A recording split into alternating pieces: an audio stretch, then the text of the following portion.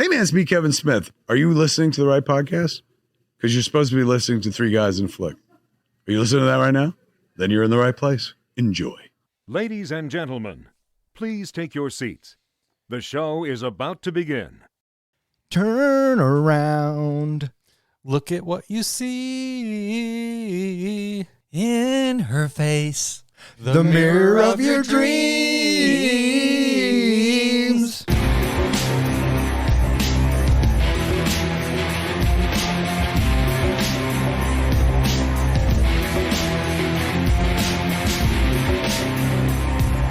Welcome back. You are listening to Three Guys in a Flick. This is where we review the good, the bad, and the absurd.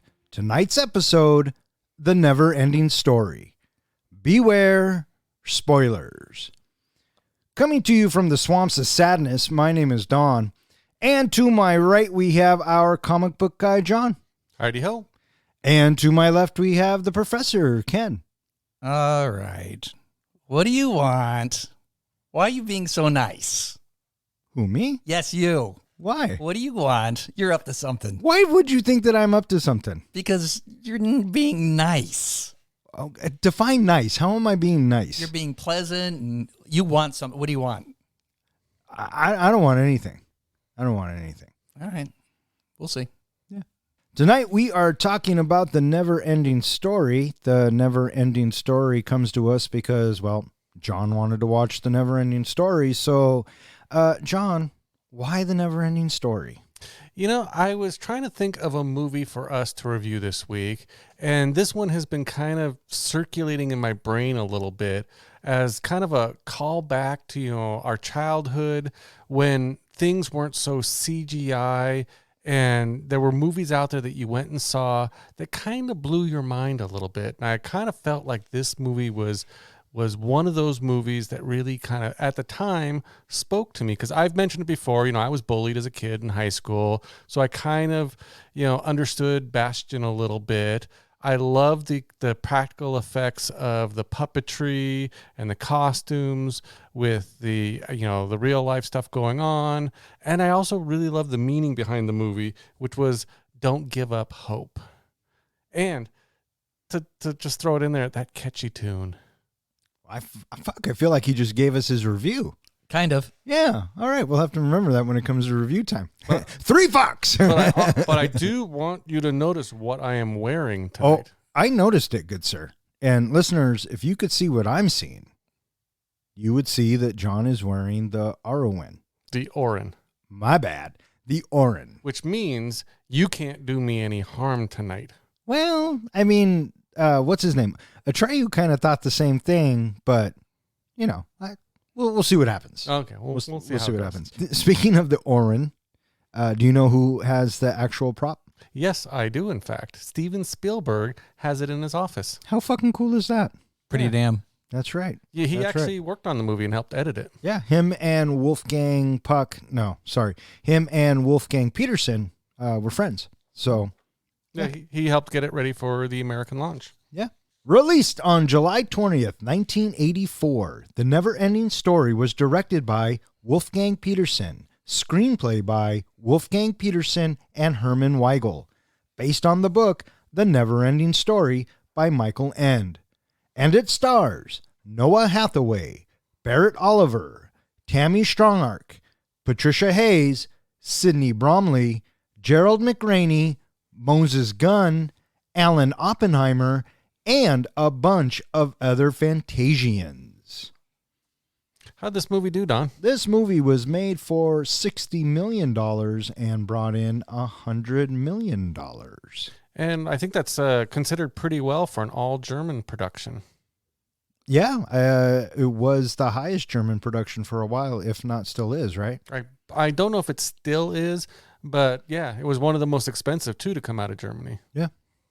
It had only made $21 million in America that year.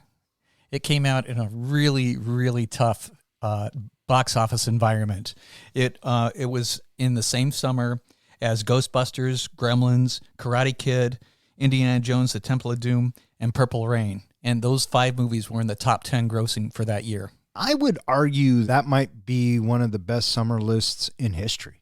In earlier pods, we've touched on a little bit that there are some real powerhouse summers in the 80s. Yeah. But this was probably your number one movie in that year? Nobody, it wasn't. I'm sorry. Oh, top 3. Nobody, it wasn't. I'm sorry. Top 10? I don't know. How many movies came out in the summer? In the summer, I didn't count for the summer. Well, that's ballpark. 40. Okay. It might be 26. I thought you were going to say top 40. It's on the list. Yeah, well, yeah. Silver linings, Professor. Silver linings. I love it. The author of this book, Michael End, I believe is his name. Apparently he was not very happy with this movie. No, he wasn't. He tried to sue them and get it shut down, but lost. Yeah, originally, I guess he was really happy with the original script, but then he claims they rewrote the script without checking with him, without showing it to him. And then when he saw it start to be filmed and everything, was very unhappy with the way it was going. And he thought that it went too far away from the meaning in the book. I kind of look at it like this. Good news, bad news. Good news is you sold your script. You sold your book. You sold the rights. Good job.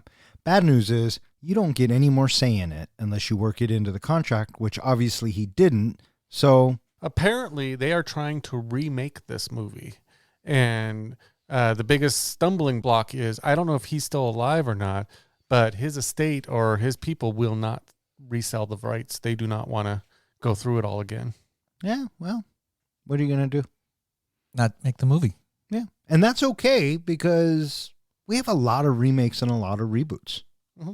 True that. And it's exceptionally rare to have the second time around be better than the first time around. Yes, agreed. And part of the fun, like I said in my little, why I like this movie is the practical effects. And I don't know if I'd want to see this movie done with a lot of CGI. And Oh, yes, you would. You would be the first one in line. Stop it. oh, I'd still see it. But I don't Exactly. think I'd like it. Oh, fuck off. Yes, you would. Stop it. Right now. So, John, would you ever go see a remake of The Dark Crystal? Come on. That's an easy yes for you. I did, honestly, when they just came out with the prequel version, I think Disney did, I didn't mind it so much, but they still kept with some of the practical effects. They still used Jim Henson's studio to do a lot of the practical effects. So it depends on how they did it, whether or not I'd really want to see it or I'd want to wait till it was streaming and catch it for free. Nope. You would go see it. You think so? I know so. They're remaking Flash Gordon. Oh, And yeah. I don't care what the trailers look like. I don't care what we hear about it. I will see it in the theater. All right, well, let me ask you this because I think I know the answer. Are you excited for it? Well, I'm excited who's writing and directing it. Kind of answers So my yes, question? Yes, I am Okay. excited for it. All right. I don't So- even know anything about it. Well, yeah, you But I'm do. already excited. You know it's Flash Gordon. Yeah, And that's all you really need to know in something like this. I will be excited to see it because it's got to be better than the original. And you got Taika. that's I what I'm mean, saying. Come on. So we'll see. We'll see what happens. But if it doesn't have Queen in it, There will be some sort of reference to that song. I guarantee it. I guarantee it. how could he leave that out? Exactly. I will guarantee that not only will they do some reference to Queen, but they will put in the lines "Go Flash Go" and "Fly My Hawkman." They will be in there. You heard it here first, folks. I stake my comic book reputation on it. And this concludes our review of Flash Gordon. All right. Wolfgang Peterson. Do you guys know him from anything? I have seen several of his movies. Not knowing that it was Wolfgang Peterson, it's like, oh. I didn't even know he had other movies out there. What movies have you referenced? Das Boot, Enemy Mine, In the Line of Fire. Did you say Enemy Mine? Yeah. Yes. Oh, I like that movie. Outbreak, Air Force One, Perfect Storm. So you're saying he started with this movie and it was all downhill from there? Well, he did Das Boot before Okay. this, and then he did Enemy Mine after this. And Das Boot is where him and Spielberg became chums. Mm. So, what did you guys think of the cast to the NeverEnding Story? The kid who played Bastion, I don't know if he's been in anything else. I thought he did an okay job. He wasn't that great. The standout for me was Noah. What did you think of either of those two kids? I thought that Noah Hathaway, who plays Atreyu, I thought he did a good job. I didn't mind Bastian. I think what I minded more than anything was the name Bastian. What kind of asshole names your kid Bastian? I was guessing it was short for Sebastian. Then why not just say Sebastian? I don't know. On. I'm going to call you On. Okay. Just get it? N. I'm here all night, folks. What'd you think, Professor? What'd you think of these two little shits? And there goes the nice. The two kids, they are passable, but they don't stand out in any way. Right. Do you know where we know Noah from? Battlestar Galactica? Well, Yeah. sort of. It's after Battlestar Galactica, but he's only on for one season. He was Boxy. What do you mean after Battlestar Galactica? Battlestar Galactica happened after NeverEnding Story. Oh, I thought I read it there's before. no way. So Battlestar Galactica. Oh, maybe it is 80. But yeah, he was only on for one season. Yeah, and he's small, Mm-hmm. right? And in Neverending Story, he's Tall. old. Yeah, it might even be like 79. Yeah, So maybe. Yeah. Did you hear did you read what this movie did to Noah? beat the shit out of him. And I was thinking about that last night when I was watching it. Yeah, there was one scene, I guess, with the horse, riding on the horse, that the horse stepped on his back and broke his back. There was another scene where he's getting pulled down into water, but the machine malfunctioned and almost drowned him. They pulled him out unconscious. And then in the scene where he fights the Gmork and it launches out at him, one of the metal claws on it almost blinded him permanently. He just got the shit kicked out of him in this movie. I know. That's what I said. Yeah. And then to just, kind of icing on the cake, at the end of the filming, they gave him the horse. Yeah, but unfortunately, he couldn't ship it from Germany, so he gave it to his riding double. Mm-hmm. So that's pretty cool. Yeah. Viggo Mortensen got his horse from Lord of the Rings. Yeah. Do you know what Noah does nowadays? He's a tattoo artist. Yeah, he runs a tattoo shop with his wife. Yeah. The childlike empress, the young woman that played that, what do you think of her? For the 10 seconds she's in it, she did good. She's very reactive. And I thought when she spikes the camera and starts talking to Bastian, I thought that was a good bit too. Any comments? Passable. Apparently the story behind her was she always wanted to be a dancer, and she was taking dance lessons and dance classes, doing performances, things like that. And she got invited to this audition. She didn't even know it was for the movie. Yeah. She was really excited when she found out later on it was for the movie. But yeah, she had no clue. She went on to do a few other things, little things here and there, but people wanted to put her into more adult-oriented type roles. It was very creepy. So she left Hollywood and just became a dancer. Well, good for her. Good for her. The other person who, to me, is a standout in this casting is Alan Oppenheimer, which, as we know, is the voice of Falkor, Rockbiter, and as well as the Gmork. But do you know what? I like to refer to him as the voice of Gen X. And do you know why? No, why? No, why? Are you familiar with He-Man? He is the voice of Skeletor, as well as a few other voices. He is the voice of Vanity Smurf. He is also the voice of Alfred Pennyworth in one of the Batman movies. And he's done a ton of video game voices. So you've probably played some of the video games that he has been the voice in. Oh, I'm sure I have. So just that's why I say I kind of feel like he is the voice of Gen X. Yeah, him and Peter Cullen and Frank Welker. Mm-hmm. Absolutely. Is it trivia time? Why, of course. Yes, it is trivia time, Don. In our continuing pursuit to crown a master of movie trivia, I have prepared a series of questions related to the movie we are reviewing this episode. Please wait until I finish each question before answering. What does Bastian draw in his math book? A unicorn. Unicorns. How many boys are chasing Bastian? 3. Very good. What color is the garbage can that Bastian gets dumped in? Orange. Red. I'll go with orange or red because it was hard to tell, but it's supposed to be red. What type of test does Bastian skip in order to Math. read the book? Math. Very good. Does that count even though I didn't let you finish the No, it question? doesn't. The point went to Ken on that one. You're welcome, because had I not said anything, I would have got the point. What do the plains people like to hunt? Purple buffalo. The purple buffalo, correct. The wise Morla the Ancient has a distinct allergy. What is she allergic to? Little boys. That's what I thought too. Youth is the answer. How many times does Morla sneeze? 3. 3. 3. Very good. What is the given to the Empress by Bastian? Moonchild. Moonchild. Very good. You sure it's not Martha?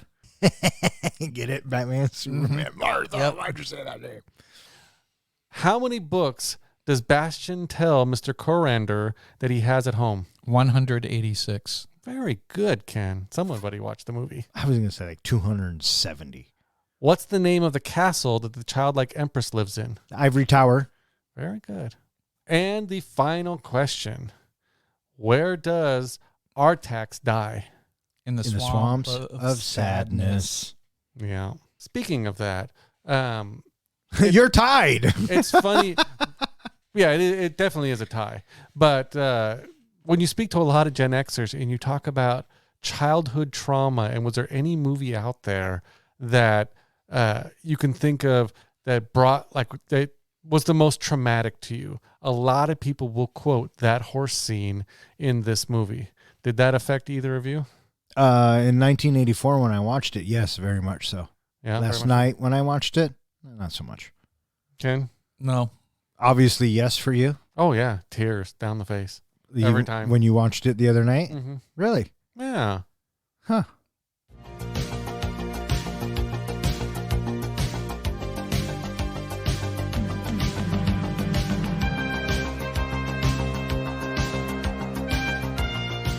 Ten-year-old Bastian is a shy outcast who lives with his widowed father. One day, on his way to school, Bastian is chased by bullies, but escapes by hiding in a bookstore, annoying the bookseller, Mr. Coriander. Bastian's interest in books leads him to ask about the one Coriander is reading, but the bookseller advises against reading it, saying that it is not a safe story like regular books. With his curiosity piqued, Bastian secretly takes the book titled The NeverEnding Story, leaving a note promising to return it, and hides in the school's attic to read. The book describes the fantasy world of Fantasia, slowly being devoured by a malevolent force called the Nothing. The childlike empress who rules Fantasia has fallen ill, and the young warrior Atreyu is tasked to discover a cure. Believing that once the empress is well, the Nothing will no longer be a threat, Atreyu is given a medallion called the Orin that can guide and protect him in his quest. As Atreyu sets out, the Nothing summons a vicious and highly intelligent wolf-like creature named Gamork and sends him to kill Atreyu. So the movie starts, and I got to admit, I forgot how this movie started, and it surprised me that we got the Kaja Gugu song.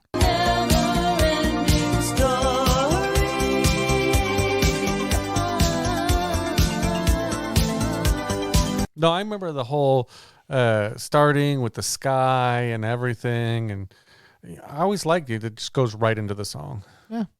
And all those swirling clouds for a couple of minutes. Clouds. More clouds. More swirling clouds. Yeah. Even more swirling clouds. Wait. Do you know how they did that? How'd they do it? It's oil in water, Oh. and the camera's upside down.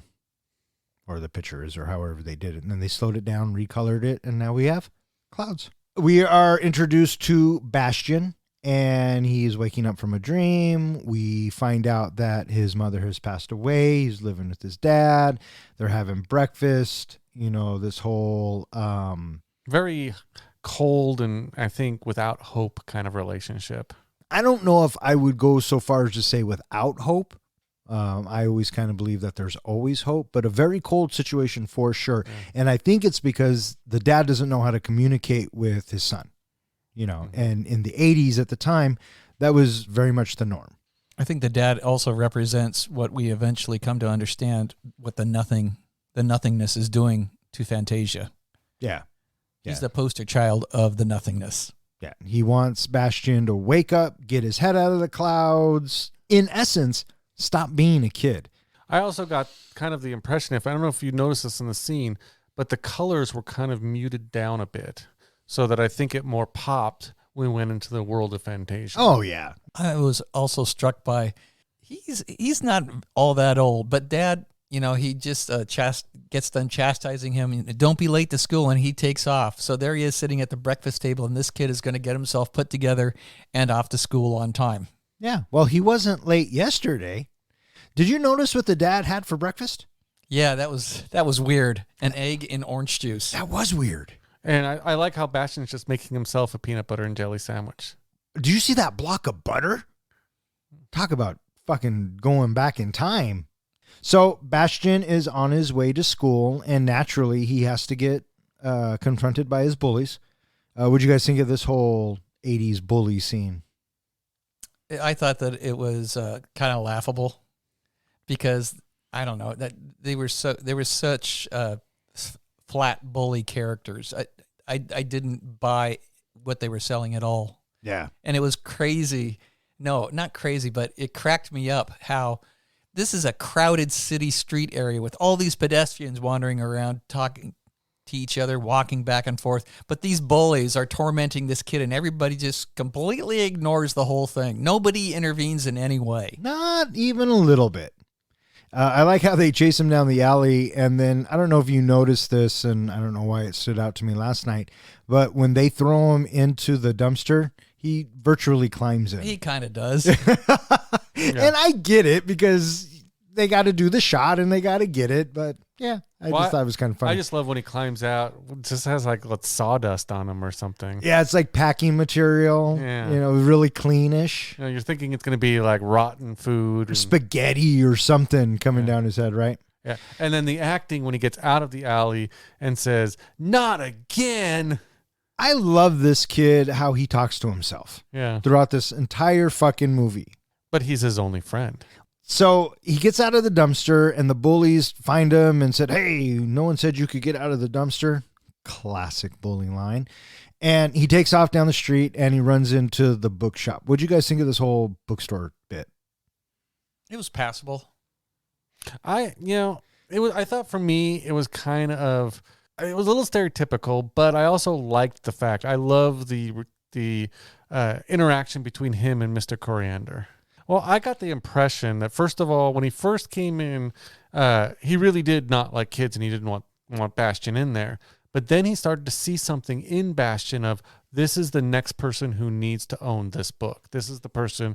And so I need to intrigue him enough to get him to really want to read this book. Sure. And what I liked what he said was the books you read are safe.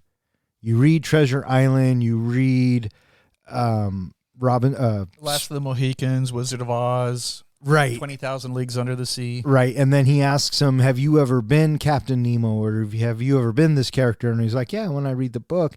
And Coriander's kind of like, "Not like this, you haven't." No, not and when that the danger is really real. And that really sparks his interest. And so naturally, he steals the book. But he leaves I will bring it back, I promise. So Yeah. is it really stealing if he left a note? No, it's more like borrowing. Yeah. And you can tell by Coriander's reaction, that's exactly what he wanted. Well, if you actually read the book, The NeverEnding Story, they go into a little bit more detail about how Coriander really did want him to read the book. And at the end of the story, they compare notes and they explain more of why it had to be Bastion who took the book and what Bastion needs to do next with the book. Huh. Which is eventually, just like Coriander, Bastion is going to have to pass on the book to somebody else. I would have never known that.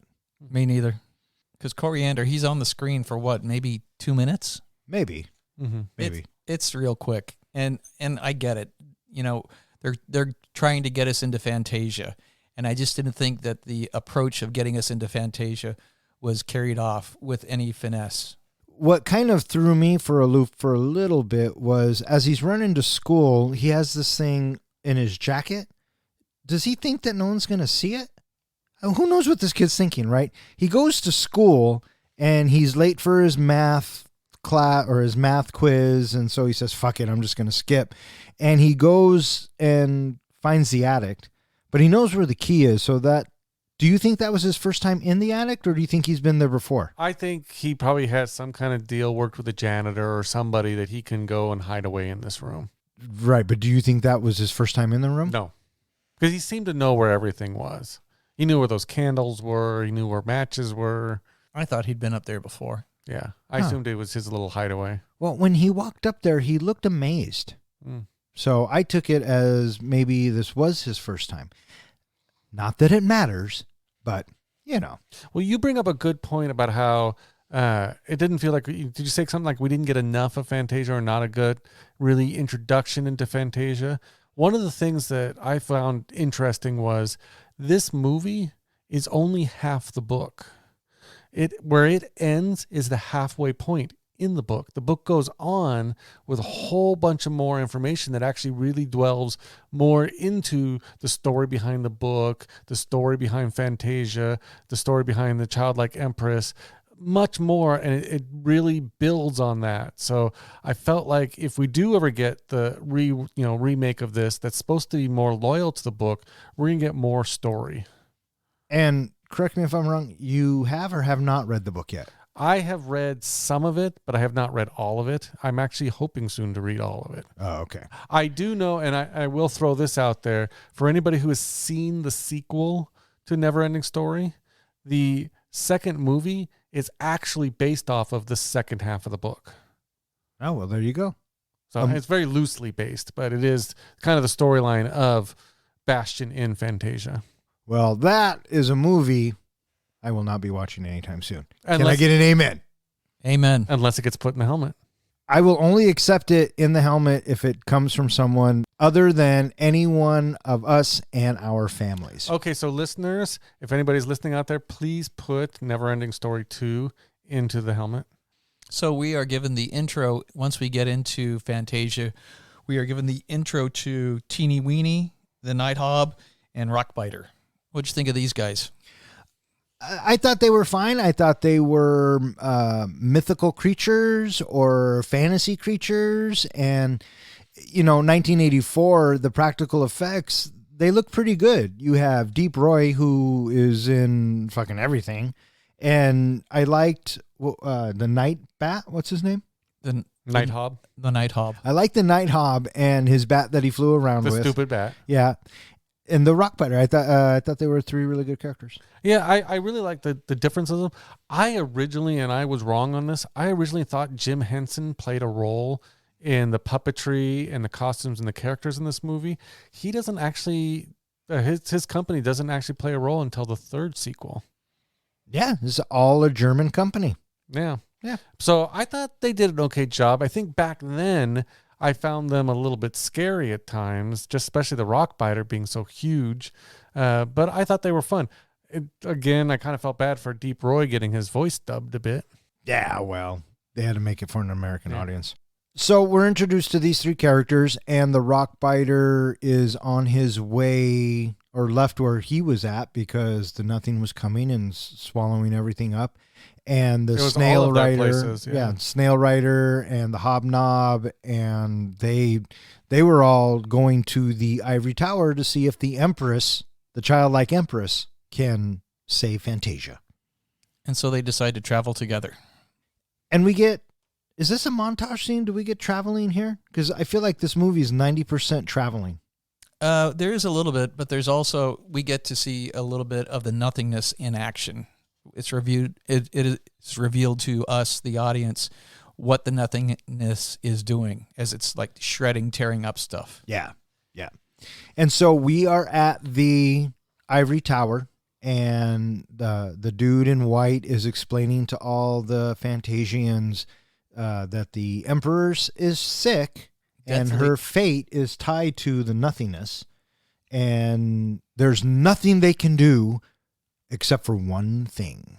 Well, first of all, did you catch the cameos in that crowd of critters that were all around waiting for the Empress? No, I had to watch a video that told me what the cameos were, and it's in that one shot. Mickey Mouse, C-3PO, E.T., Chewbacca. Who else? I didn't see any of that. Yoda. Yoda. Unless you watch the video, you'd never know because it's so quick. And Gumby. And supposedly the Ewoks. Yeah. And really, you can kind of see them. I went back and I watched a couple times, but mostly just see the silhouettes of them. The silhouettes are, especially C-3PO and Yoda, are pretty obvious it's supposed to be them. Well, that's all they are. They're just silhouettes. Mm-hmm. The one I saw was Mickey Mouse because of the big ears. Mm-hmm. And I went, oh, there's that scene. But yeah, Wolfgang Petersen, good friends with George Lucas too. So there you have that. And so we're told that the only way to save the Empress is to get a warrior from, where's he from? The Great Plains. The Great Plains. You get a warrior from the Great Plains, and he will go find a cure. Apparently in the book, Atreyu was supposed to be a green warrior from the Great Plains. They were supposed to be painted green, but it just did not work out for the movie. They couldn't get him painted right. Yeah, which is good. I thought it was kind of an interesting thing of, I don't know if you caught this, but it was kind of hinted that Bastian liked stories about Native Americans. And so all of a sudden, it's like the NeverEnding Story is picking up on that, and that's why Atreyu was in the story. Oh, maybe. That would imply that the story changes per reader. Yeah, and that's supposedly, the story picks up on the reader's imagination. Oh. And it's supposed to foster their imagination. So Atreyu comes to the council or to the Ivory Tower, and they're like, what the fuck are you doing, little boy? You're not Atreyu. You're just a kid. And I like what Atreyu says. He's like, well, okay, fuck off. I'll go hunt some buffalo then. That's exactly how I imagine you would respond. Well, I'm out of here. Big old flipping them off and walking out the door. That's right. But as it turns out, Atreyu is the only one who can find the cure, has to go alone, and they give him the old Byron. And he has to leave his weapons behind. Yep. And he sets off on his journey. And, no pressure, but if you fail, the Empress will surely die and our whole world will be utterly destroyed. No pressure. Huh. Yeah. Easy peasy lemon squeezy. That's what I say. And they don't even give him like an idea of where to go first. They just say, go find the cure. Right. And this leads us to one of our traveling montages. And that's where he gets the Orin as well. Right. And so he rides and rides. It's a montage of horseback riding. And he rides. Hey, guess what he does after this, Ken? He rides. And at the same time, we come to meet Gamork. Yeah, it cuts to the dark. It's raining. And then we see those eyes of the Gamork. The green eyes. I like this practical. I liked what the Gamork looked like. Mm-hmm. I remember that freaking me out a little bit as a kid. We find out that a week has passed. He's been traveling for a week looking. And I guess what this kind of does is shows us, the audience, the bond between Atreyu and Artax, maybe, because they eat and they're feeding. Oh, and we should mention that as Bastian is narrating this, we keep cutting back to him reading it. That's right. This was a scene that I've always remembered ever since I was a little kid. When Atreyu and Artax are eating, Bastian is like, that's a great idea, because he was always talking to himself, which, I made me fucking laugh. So he gets out his peanut butter and jelly sandwich, but what makes me laugh is when he takes a bite and he says, no, we still have a long journey to go. And he puts his sandwich down and saves it for later. But yes, they're both eating at the same time. Yeah. And then it's another riding montage. Wait, another one? This movie needs more montages. There are a lot of things that this movie needs, my friend, and a montage is not one of them. We get a real quick cut of the Gamork at one of the resting points that Atreyu was at. And so the Gamork is on the trail of Atreyu.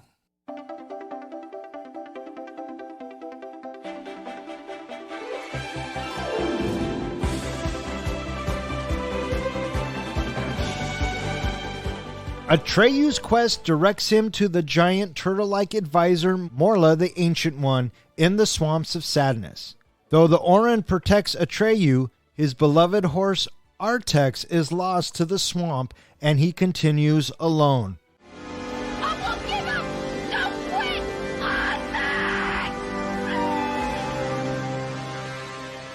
Morla won't help Atreyu because of his allergies and apathy. Instead, directs Atreyu to the Southern Oracle, 10,000 miles distant before going back to eternal sleep. Gamork closes in as Atreyu succumbs to exhaustion trying to escape the swamps, but is narrowly saved by the luck dragon Falkor. Falkor takes him to the home of two gnomes who live near the gates of the Southern Oracle. Atreyu crosses the first gate, but is perplexed when the second gate, a mirror that shows the viewer's true self, reveals a boy, which Bastian recognizes as himself. Atreyu eventually meets the Southern Oracle, who tells him that the only way to save the Empress is to find a human child who lives beyond the boundaries of Fantasia to give her a new name. Atreyu and Falkor flee as the Nothing consumes the Southern Oracle. In flight, Atreyu is knocked from Falkor's back under the sea of possibilities by the Nothing, losing the Orin in the process. He wakes on the shore of some abandoned ruins where he finds several murals depicting his adventure, including one of Gamork. Gamork then reveals himself and explains that Fantasia represents humanity's imagination and is thus without boundaries, while the Nothing is a manifestation of the lost of hopes and dreams. Atreyu battles and kills Gamork as the Nothing begins to consume the ruins. So after what felt to be like a long montage, Atreyu shows up in the Swamps of Sadness. There was a lot of swamp walking there. He's walking along because he's looking for Morla, which he just knows it as a big shell home. He doesn't necessarily knows it's a turtle. Right. And along the way, Artax gets sad. Yeah, he starts to succumb to the swamp of sadness. I won't give up! Don't quit! Artax dies. He drowns. Pretty traumatic for people. I thought Noah actually did an okay job acting here. He really got into the whole, trying to get his horse out of the mud. In 1984, when I watched it, it broke my heart. And it's always stayed with me. And I'm one of those people that you mentioned earlier. A traumatic scene from my childhood, NeverEnding Story is right up there. Going back and watching it now, I know it's coming. And yeah, it's sad. It doesn't hit me nearly as hard as it did when I was younger. What I wanted to know, and I think I know the answer, and it's kind of a lame answer, but why doesn't Atreyu sink? That's exactly what I was thinking. A lot of people on the internet asked the same question, and it has been responded to. There's one reason why he does not sink, and can you guess the reason? If it's the Orin, I'm going to fucking get up and walk out of this fucking room right now.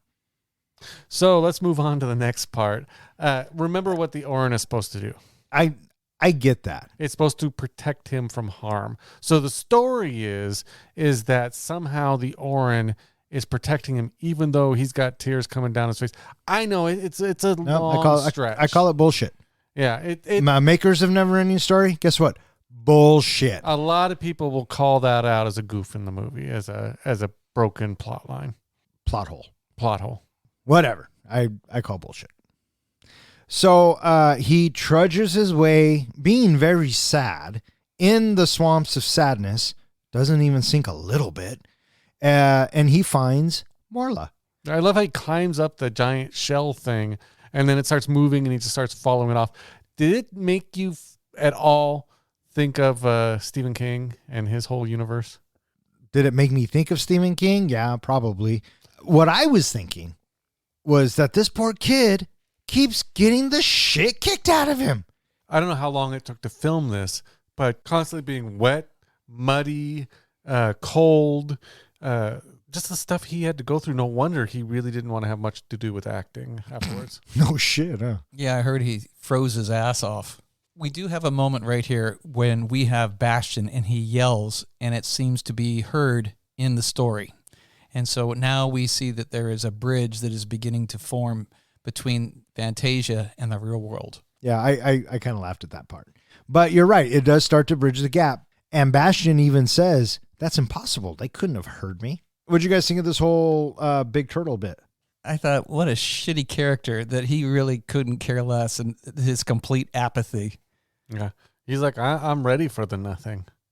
Yeah, he was kind of a dick, right? Yeah. Couldn't care less about helping anybody. It's supposed to be a she, but doesn't make any difference. Did you like the sneezing, kept sneezing him back into the mud?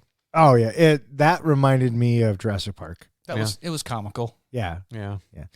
Although back then when he first said, or she first said, I'm allergic to youth, it was like a ha ha ho ho hum. Nowadays at my age, when someone says I'm allergic to youth, I kind of understand. Is that why you and I don't get along so well? I don't know. I heard something on, I think it was on the TikTok the other day, that somebody asked a question of, as you get older, what is something that you decide you hate more and more? What's your answer? The answer was people. You hate people more and more as you're getting older? Yeah, I'm going to be that guy who has a rocking chair on my front porch and yells at the kids to get off the lawn. I'm already the guy who, when the neighbor kids knock a ball into my yard, I pick up the ball, I hold it over the fence, and I say, see this ball? See this ball? It's my ball now. Why are you such a dick? I don't know. I'm just getting cranky in my old age. Yeah, but there's got to be a reason why. I think you're rubbing off on me a little bit. I would not deprive the neighborhood kids of the ball. I would throw the ball back at them. I think you would pop it and then throw it back at them. Why? Why would I want to destroy their game? Why would I want to destroy their fun? I would probably aim it at one of the little fuckers' heads, but I would give it back to him. You were that guy in dodgeball who always aimed at the weakest person, didn't you? No. Just No. nail him right in the head? No. A lot of the times I was the one protecting the weakness. Oh, okay. Dick. So there you go. I totally just made that up. I just figured that, they were having a good game of throw and they wanted to, have the ball back. So why not give it back to them? No, maybe I'm going to have a game of throw now with myself. That doesn't surprise me at all, Bastion. We are experiencing a moment where Bastion is startled back into reality because the school bell rings and school is done. And now the school is going dark. And clearly he has ditched the entire day. And he is completely consumed by this book now. And he has every intention of finishing this up, because if he's spent his whole day in the attic, then he's not going to stop until he's done. And I kept thinking, what is his dad thinking when he doesn't show up at home? Unless he's kind of a latchkey kid and his dad doesn't show up until after 5 or 6. Well, even then, Bastion probably doesn't get home until the next morning or the next day, because he doesn't go home because he makes a wish and he's on Falcor, right? So, yeah, you're right. What is Dad fucking thinking? And you're right. When he's at the end, when he's on Falcor, isn't it like daytime around noon? That's what I just said. Yeah. Once we go back into Fantasia, Atreyu is walking in the mud and we have the Gamorrean closing in. And then suddenly here comes the hope. And it is Falcor, the luck dragon. Because Morla said you got to go to the Southern Oracles. And he said, how far is that? And she said, 10,000 miles. And then Bastion or Treyu's like, oh, man. Did you hear how big Falcor actually was? He was pretty fucking big. 43 feet long with 6,000 plastic scales. I fucking hated those scales when I was younger, and I hate those fucking scales now. Why does he have to have scales? Because he's a fucking dragon? Okay, they look like boils. They look like pimples that I wanted to fucking pop. It was gross then. It was gross last night. The only thing that saves me is his big floppy ears. I always thought he just looked like a giant puppy. Exactly. It's a face. He's very much of a face. It's this dragon dog thing. And so the montage goes on. Yes, after having several days of unconsciousness, we find that Atreyu, he's cleaned up, his wounds have been tended to, and he's alert and awake again. And it turns out that Falcor took him most of the way. Yeah, almost. He's just 100 miles short of the 10,000 miles. Yeah. He only took him 9,891 miles. Yeah. And in the meantime, he is introduced to the two gnomes. What did you guys think of this bit? It almost gave me a Princess Bride vibe Yeah. of the Miracle Max and his wife. Didn't almost give me that vibe. 100% gave me that vibe. Yeah. And I think that might be your fault. Do you know why? Because I made you watch Princess Bride. Not too long ago. Yeah, so it's already in my head. I like the fact that it was kind of I don't know if it was a statement on society, but, one was all based on science. The other one was all based on miracle cures and magic and that kind of stuff. Right. So I thought it was kind of an interesting coupling of the two ideas. Oh, sure. It was the yin and the yang, right? Opposites. And we come to find out that these two naked sphinx With guard. big, huge breasts. I didn't even notice that. What were you guys watching? Oh, you're so full of shit. These two naked strippers, sphinxes, oracles. Did you know that that's what the author called them? The movie versions? Naked sphinxes? Strippers. Strippers? Yeah, Really? Michael N. called them strippers. Oh, that's funny. That's why he was so pissed. Still lost the lawsuit. So they stop anyone from entering if they don't think well of themselves. That's the gist of it, Basically, right? if they don't believe in themselves. Right. Okay. Did you get Indiana Jones vibes? Yeah, a little bit. I did think about it. When they first said, it was kind of funny when they first said, there'll be multiple tests. Yeah, very much Indiana Jones vibes. We get to see the statues in action. Yeah, the dude in the armor Yep. gets fried, and even the gnome dude says, expensive armor is not going to help you. It's all on the inside. Well, And I it's think- how you think about yourself. I always thought back then and even today, when Atreyu gets up to the armor and looks inside the armor and we see this burnt crisp of a person in there, that was pretty brutal for kind of a kid's fantasy movie. Besides the horse drowning, too. Okay, I was going to say, bud, they've already hit us over the head. There's not much more they can do. I won't give up! Don't quit on me! So he makes it through, and he moves on, and now the second test is he has to face his true self. And I was thinking to myself, oh, I would be so fucked if I had to do that test. I think your true self would just be yourself. Well, who knows? But it turns out it's Bastion. And we had to see this coming. Mm-hmm. Although I was thinking at the time with the Sphinxes, why doesn't Falkor just fly over him? Or when he saw the mirror, how come he just doesn't walk around it? See, I was thinking the same thing. Why do you got to go through the middle of that? Just walk around it. Yeah, just go over it. Smarter, not harder. I thought the same thing, but then I thought, well, maybe he has to go through the tests and pass the test before the oracle at the end will speak to him. So it might have said, well, you fucking cheated. I'm not talking to you.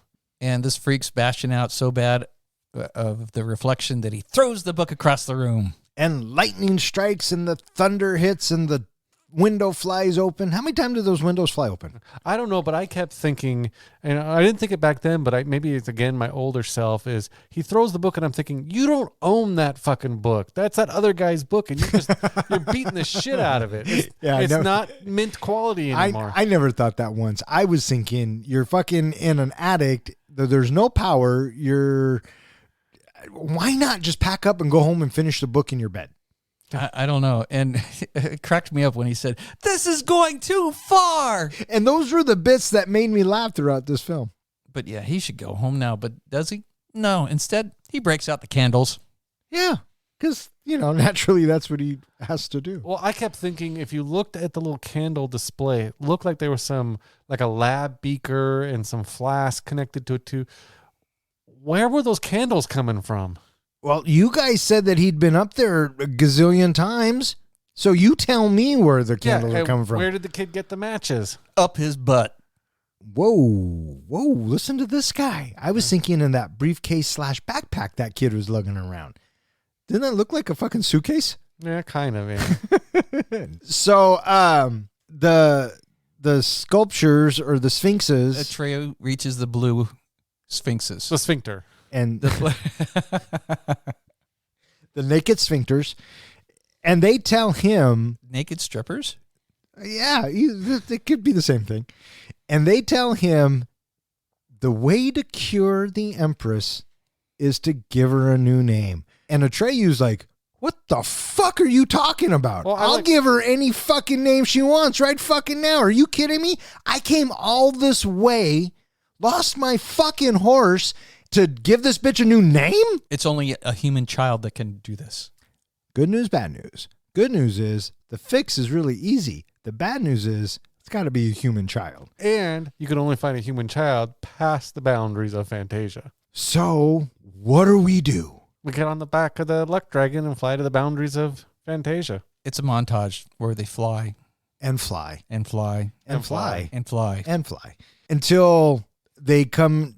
Is it the nothing that Yes. they're flying against or Yes. sideways or And- through or whatever? And so the nothing has caught up to them. And knocks Atreyu off the back of Falcor. Yep. One thing that the director has said about this movie is when you see the clouds and the dark rumbling and all that, that is not the nothing. That is the power of the nothing. That is the presence of the nothing. The nothing is invisible. We don't see the nothing. Well, it certainly was revealed to us in the movie that way.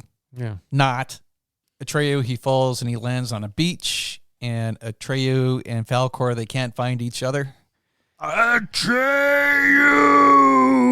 And at this Pretty good. point, Atreyu has lost the Orin, Yep. which means if he comes across the Grimlock, he doesn't have it to protect him. It doesn't matter. He is the greatest warrior ever. Of the Plains people. Ever. He was the one picked to save the fucking world. He is Bruce Willis's character from Armageddon. So Atreyu finds Rockbiter, and they lament over the impending approach of the nothing. And the Rockbiter's like, you know what? I lost all my friends. The nothing took them all. I'm just going to sit here and wait for it to come and get me. That was another scene, I think. I don't know if it really hit me the first time I watched it because I don't know if I really fully comprehended, but this time through where he's talking about, he's got these strong hands, but they weren't strong enough to hold on to his friends. That was another scene that kind of touched me a bit. Yeah, I bet you those strong hands did kind of touch you a little bit. Yeah. It was heartfelt, and it was a tender moment, and it was oh, woe is me, the world is lost. This is it, right? Here comes the end of the world. Among the ruins, Atreyu finds his story. Yeah, all those weird murals. Which didn't appear to be never ending. No. Right. So he finds the pictures, and he comes across one that's Gamora. No. Gamork. Right. And Mindy. And he turns to his right, and there is Gamora. Gamork. What'd you guys think of this whole duel? I liked their conversation, their explanation of who he works for and what he is, that he didn't even realize that was Atreyu. He's been hunting him all this time. I don't know if by scent or whatever, but yet he doesn't recognize Atreyu at this point. That was curious. I liked that part. I thought that was a nice little twist. Even last night when I watched it, and he's just talking shit. He goes, "You have the honor of being my last victim. I was looking for this little fucker, and I couldn't find him." And Atreyu's like, he finds his little rock knife, and he's like, "Fuck you, dude. I'm the baddest of the plains. I'm fucking Atreyu. Let's get it on." Yeah, that was kind of badass, though. The way He was, because he knew, he kind of accepted that the nothing was coming, and goes, well, fuck, if we're going to do this, let's fucking do it. Yeah, let's rumble. Why not? What do you got to lose? Exactly. 2 seconds later, Gamora charges him, gets a knife to the belly. The funny thing is, and it's bothered me back then, it bothers me now, but when Gamork actually pops out of the cave, for that brief instant, he looks like just this little tiny dog with this huge giant head. And then he lands on top of him and he's a bigger thing, man. Kind of like a buffalo. I know, it was just so weird looking when he popped out of it. I thought, well, that's not very intimidating. Well, those fucking teeth were. Yeah. So Gamork is dead, and we think that all hope is lost. Well, the other thing, too, with Gamork is he explained why the nothing has power, because people in the real world are losing their hope and they're losing their dreams and they're just giving into the nothing of real life. And he tells, I keep wanting to say Sebastian, and he tells Atreyu that Fantasia has no boundaries. So good luck on trying to find a human kid, you fucking dork. So And it was kind of nice to finally have some dialogue to get us, the viewing audience, up to speed on what the hell this whole nothingness is about.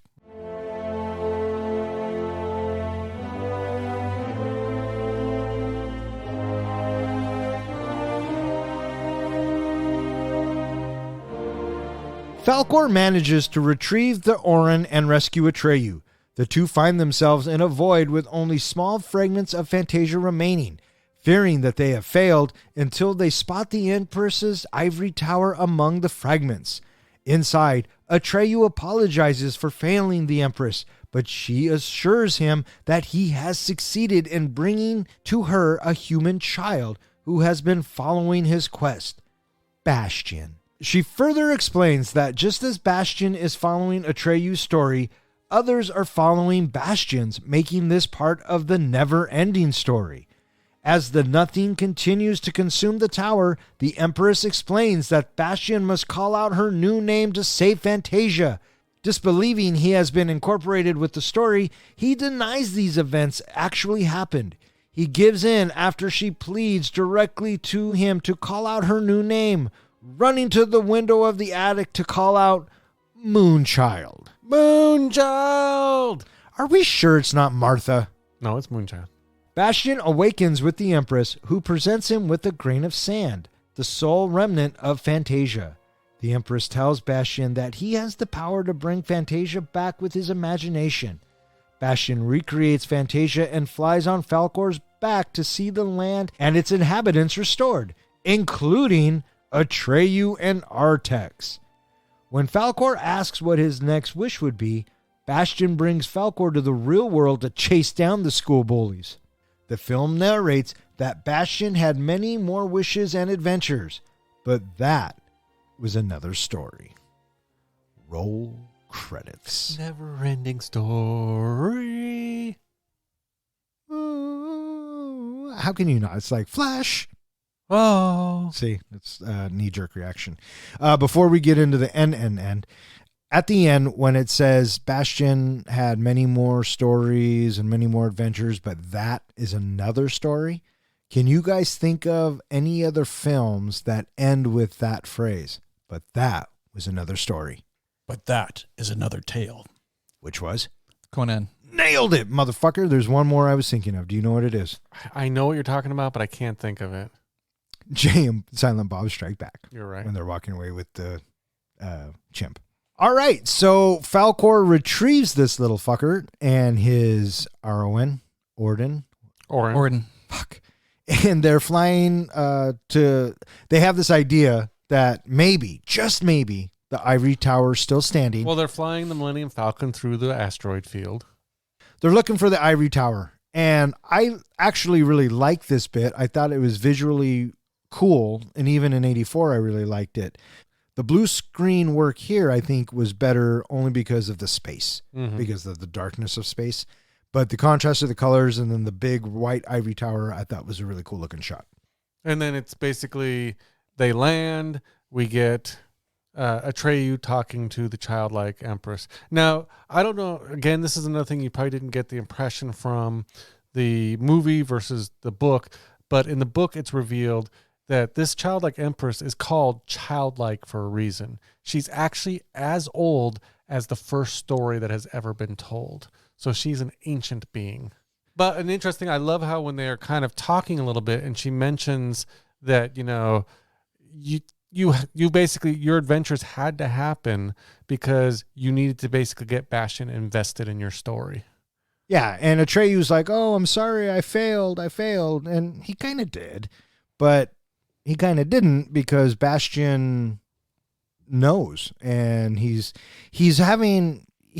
thinks he knows, but he doesn't want to believe it. He doesn't want to believe that he has been incorporated into this story. Did you get at this point that we have now been incorporated into the story? Yeah. When she basically says, just like like he's been following your adventures, somebody has been following his. We are those people who've been following his adventures. And when she spikes the camera and she starts talking to Bastian, she's also looking at us, the audience, trying to bring us in as well. And, Bastion fights it, and everything starts to break down. And I think this is where this little actress earns her chops. Right. When she does her, Bastion, why won't you say my name? Which is so funny to think about as an adult.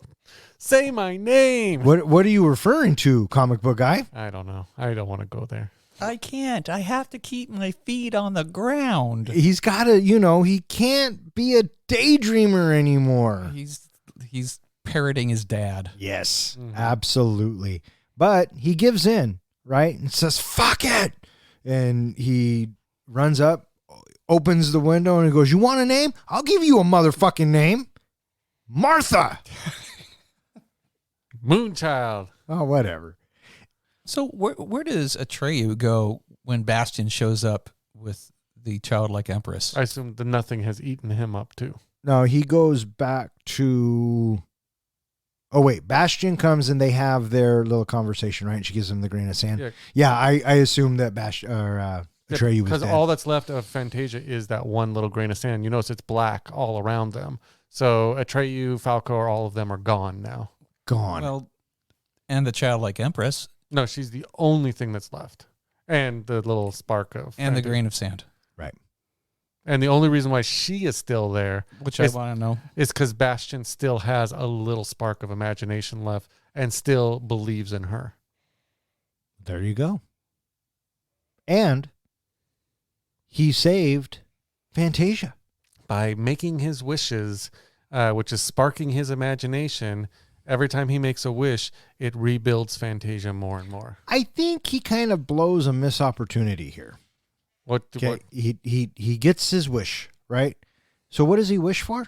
A ride on Falcor. I would have wished for my mom back. Why not? That's a good idea. That would have been a little bit of a dark turn. Why dark? Why couldn't it have been positive? In all the horror movies, the mom comes back as a zombie. But this is a never-ending story. It could have been...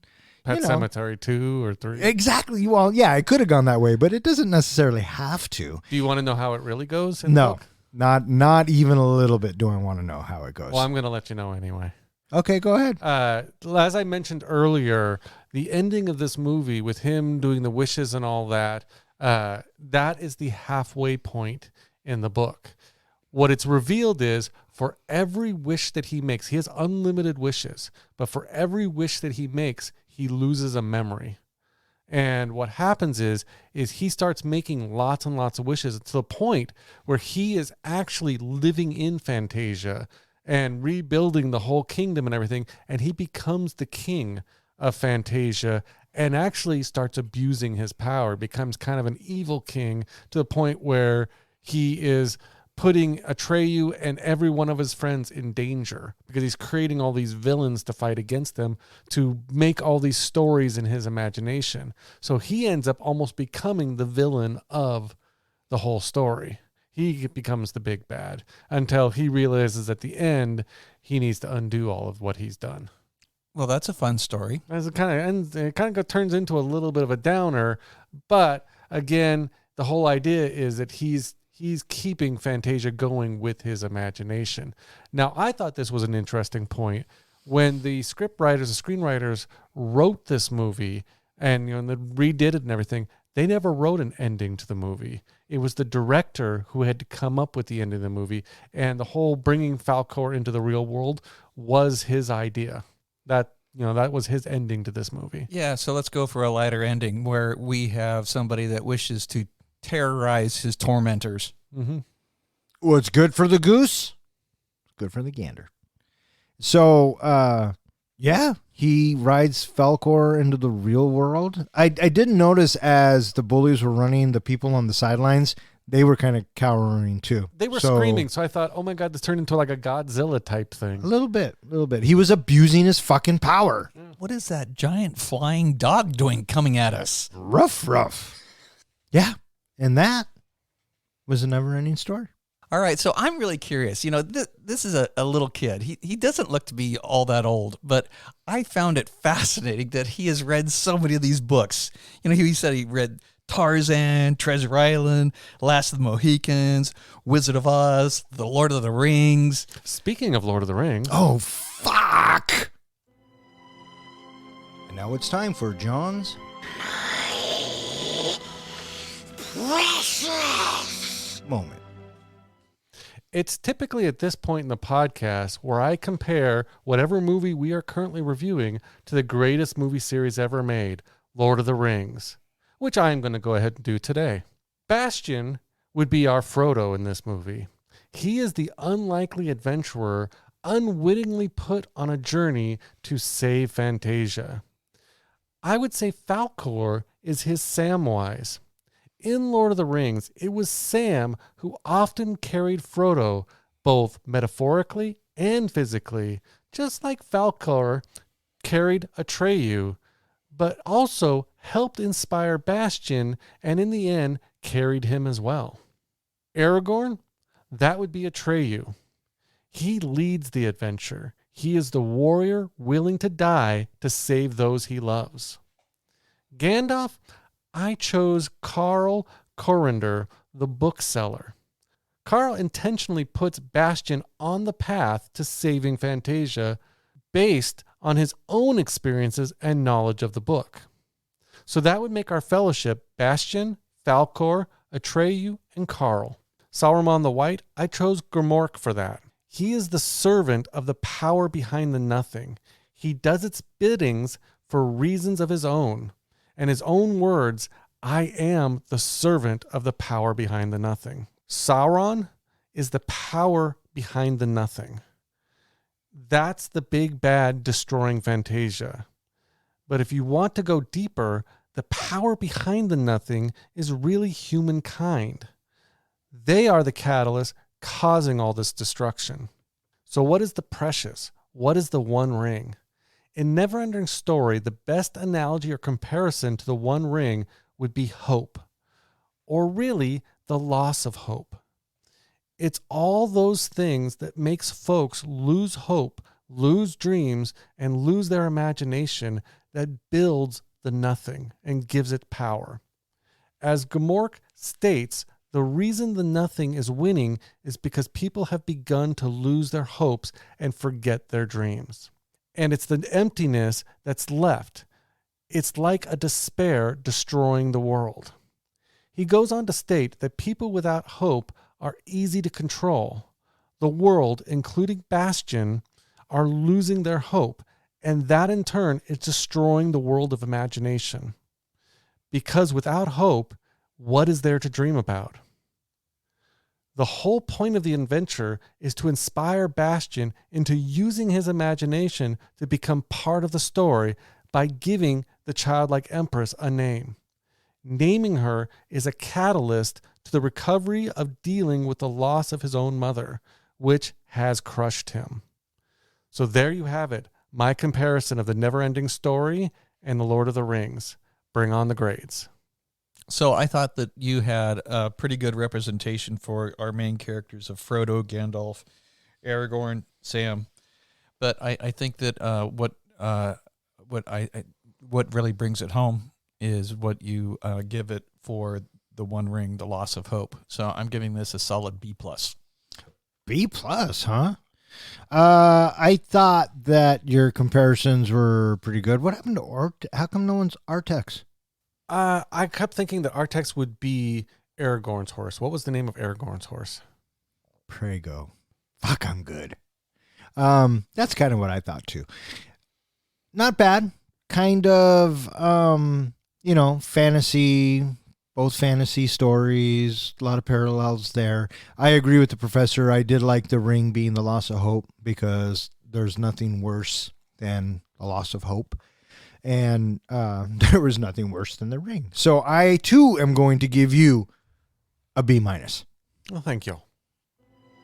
And that was John's Precious Moment. All right, what do you guys think? You guys ready to rate this flick? I'm ready to rate this flick. John, you ready to rate this flick? You don't have to drown my horse. I'm ready to finish this quest. I won't give up! Don't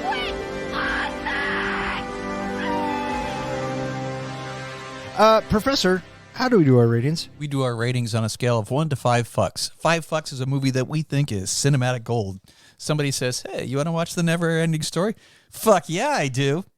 A one fuck movie is a movie where you watch it, it's one and done. You've seen it, and you're probably never going to watch it again. And what's a zero? A zero fuck movie is a movie where you get done watching it, and you're thinking, oh, for shit's sake, what the hell? Why would you make me watch this movie? I want 1 hour and 35 minutes of my life back. Or in other words, we just don't give a fuck. All right there, Atreyu. It's your fucking movie. You're up. So Hold it. Come on. What? You know. Dude, I got it wrong last week, and I was just about to say, since you were so full of fail last week, would you like to redeem yourself and figure out what my score is going to be? Take a guess. Or do you want to take the week off and lick your wounds? No, because Do you have hope? there is always hope. 3 fucks. That's your final answer. Final answer. Okay. Even though he's got all this shit here? 3 fucks. I'm holding him to that. The Never-Ending Story is a bit of a mixed bag. On one hand, it's brimming with wild creativity and fantastical characters and locations and delivers on a sense of magic. Plus, it's hard not to love the epic journey of our young protagonist Atreyu and his loyal companion, the luck dragon Falkor. On the other hand, the film's age definitely shows. The special effects, while great for the time, can't compete with high-definition CGI that we tend to be spoiled with today. Some scenes were meant to be awe-inspiring, now kind of come off as cheesy and a bit of an antique. Plus, the pacing felt off. At times, you feel like you're on a roller coaster. At other times, you feel like you're stuck in a kiddie carousel with just more traveling and more journey and more horse riding and more flying. It just goes on and on. As for the plot, it's a standard good versus evil narrative with a dash of the power of belief. The film's message, never losing hope, and the importance of imagination is timeless, but the execution could have been a bit better fleshed out. The characters, though, are the real highlight. Atreyu is relatable, and it's easy to root for. And Falkor, well, he's just downright fun. And I love the fact that he's voiced by Alan Oppenheimer, of, like I said before, the voice of Gen Xers. Even with its flaws, the Never-Ending Story is still a fun nostalgia trip. If you're looking for a movie to share with your kids, this could be a good pick. Just don't expect it to hold up to contemporary standards of a fantasy epic. For me, it's a solid 3 out of 5 fucks. All right, well, there you go. 3 fucks from the comic book guy. What you got there, bud? Me or you? I'll go. All right, cool. The Never-Ending Story was a movie that I saw last on VHS. It had been a really long fucking time since I'd seen this movie. And it did not stand out to me in any way in my memory as being anything significant or special or noteworthy in any way. I thought that the dog creature that I always think of, which makes me think of the song, which immediately now, as soon as I heard that we were going to be watching this and then I hear the song, where do I go every time? Stranger Things Season 3, when we have the spider monster chasing the station wagon and we're listening to the song being sung by the kids. That's where I always go now whenever it comes up. And so that's what I've been thinking about the whole time with this. And I don't know if that's necessarily a good thing because that doesn't represent the movie very well. So the characters I thought were passable. The actors did not stand out in any way to me.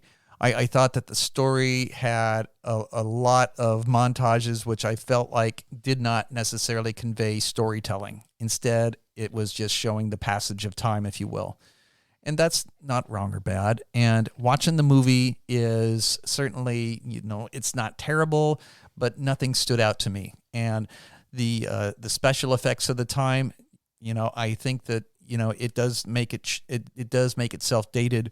But, also there is, some redeemable things about this because, the nothingness, having it being represented in a time when, there is no superhero. There is no super monster. Instead, this nothingness, is very uncharacteristic of antagonist in the movie in that way. Bastian, he's a skeptical kid. And this skeptical kid is somebody that is, trying to find his way in this broken world. But I feel like a little bit of an undercurrent in the story. It's a little Peter Pan-ish, right? You want to believe in the child. You want to believe in the youth and the young and have that, win out in the end. It also has a little bit of an Alice in Wonderland vibe to it, I also think, because, you got the little man, he's racing on a snail, and you have this big dragon that looks like a dog. And then we have Rockbiter, and he's an entirely unique character, and he looks very interesting unto himself.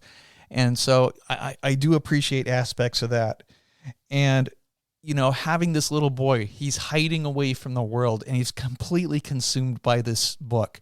I think that, that is very much a feeling of youth, of just completely immersing yourself in something. I appreciate that aspect of the story, that he has completely abandoned anything to do with anything that's going to take him away from this book.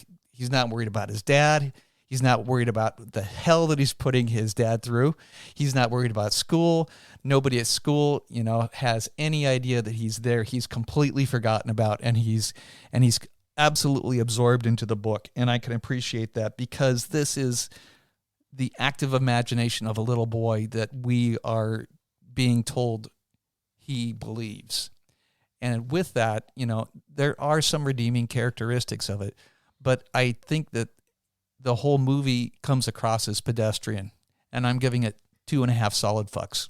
2.5 fucks from the professor. How about you go next? Well, I guess so. 1. 1 fuck? Yeah. Is that what you're guessing that I'm going to give it? 1.5. 1.5? Okay. Yeah. Okay. Professor, you got any guesses of what do you think I'm going to give it? 2. 2. 2 fucks. 2 fucks from Professor and 1.5 from the comic book guy. All right, here we go. Do you know what you want? Do you already know what it is? Yeah. Okay. Yeah. Back in 1984, when I first saw this movie, it blew me away. The practical effects, the storytelling, the story was very basic. I could follow along with it. The characters I felt were likable. And then something happened. I grew up. And going back and watching it last night, still a good story, still takes me back to when I was a kid and watching it, and I felt those things again. So a lot of it is nostalgia. It comes in at 1 hour and 34 minutes, but I feel like there were way too many montages. I feel like Atreyu really doesn't do anything but lose his horse. I won't give up! No quit! On me! There are some things that just doesn't make any sense. But the flip side to that coin is visually, I think it does hold up.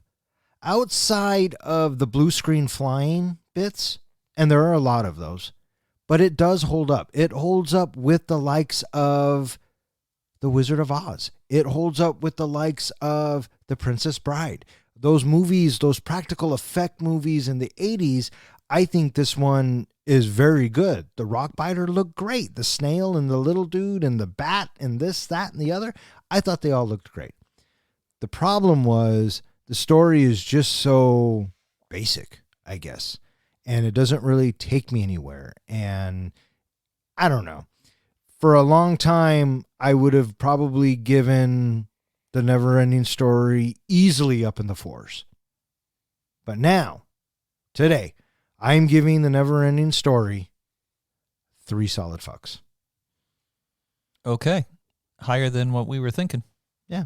So with 3 solid fucks from me and the comic book guy and 2.5 fucks from the professor, that gives the NeverEnding Story an average of 2.8 fucks, which puts it in the 24th spot, tied with The Last Dragon, Tommy Boy, Solo, A Star Wars Story. It is slightly better than The Adventures of Priscilla, Queen of the Desert, Scrooged, Atonement, and Waterworld, and slightly worse than The Untouchables, The Wolf of Wall Street, The Running Man, and Flash Gordon.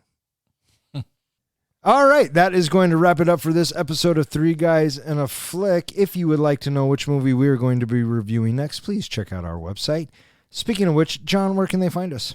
They can find us at threeguysandaflick.com, where we go ahead and we post all of our show notes. All of our episodes are available there, as well as blog articles. And you can go there at the very top of the site and basically click on the option to submit a movie you would like us to review next. We're also available at every place that hosts podcasts and all of social media. All right. I just want to thank Zach, Ronnie, and Jill for listening. Keep on listening. Thanks, Zach. Thanks, Ronnie. Thanks, Jill. And I want to thank anyone else who has requested a movie and who listens to us. If you keep listening, we'll keep recording. For Three Guys and a Flick, I'm Don. I'm On. And I'm N. Thanks for listening.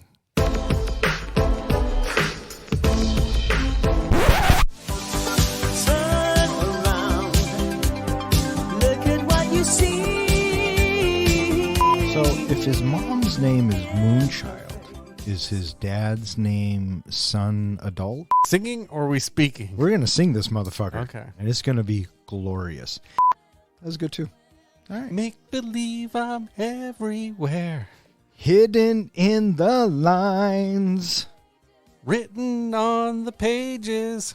is the answer to a never-ending story.